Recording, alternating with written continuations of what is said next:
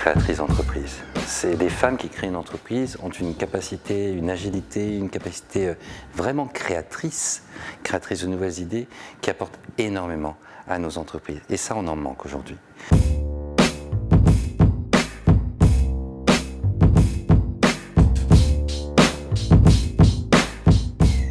L'engagement, le courage, la détermination ne sont pas que des valeurs masculines ou féminines, ce sont les deux. Par contre, là où on peut voir une petite différence, c'est que nous, les femmes, nous mettons des freins naturels dans nos actes d'engagement, dans nos entreprises. Donc en fait, il faut savoir dépasser nos propres freins et oser cette belle aventure humaine qu'est l'entrepreneuriat.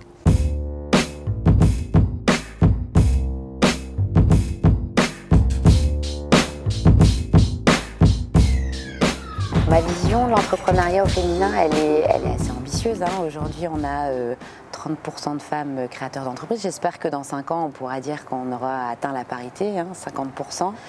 C'est une entreprise plus soudée, peut-être plus humaine et plus, en tout cas plus soucieuse du bien-être des salariés. Et je pense que ça a un côté très féminin. Par contre, effectivement, il y a un certain nombre de freins à lever pour nos femmes dirigeantes. Les freins intrinsèques, les propres freins qu'elles se mettent. Je ne vais pas y arriver, je ne suis pas capable. Et puis encore aussi des freins, je trouve, sociologiques et culturels dans notre parfois vieille société, même si ça bouge. Mais je pense que les femmes ont vraiment à gagner à avoir davantage confiance en elles et l'entrepreneuriat au féminin va décoller.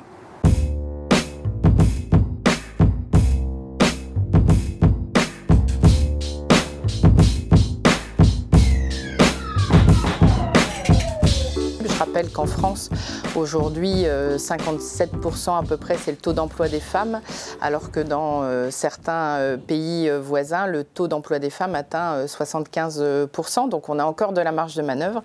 Et puis aussi socialement, effectivement, plus que jamais, avec ces temps chahutés que nous vivons, il y a besoin de contribuer à l'indépendance des femmes. Et puis de pouvoir être en contact avec des femmes qui en sont elles aussi parfois au même point, c'est la création d'entreprise, mais qui ont aussi quelque part un historique et qui peuvent alerter la femme chef d'entreprise sur des difficultés qu'elle va avoir à surmonter, des points de passage sur lesquels elle va devoir prêter une attention particulière. Et je pense que c'est important effectivement de faire partie de ce type de réseau, mais de le vivre, pas d'être uniquement spectateur dans ce type de réseau, mais d'être aussi actrice de ces réseaux.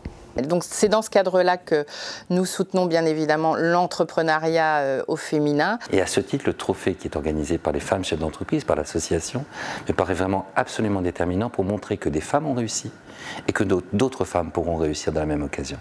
Donc moi, je suis partenaire au titre de l'IRD depuis maintenant plusieurs années et on a bien l'intention d'y rester bien longtemps. Le fait de faire un débat une année sur un sujet qui va forcément intéresser beaucoup de monde et puis de faire le trophée une année sur 2, ça permet d'augmenter la dotation qui est allouée aux vainqueurs du trophée et du coup, le petit coup de pouce devient un plus grand coup de pouce et je trouve que c'est super pour les lauréates.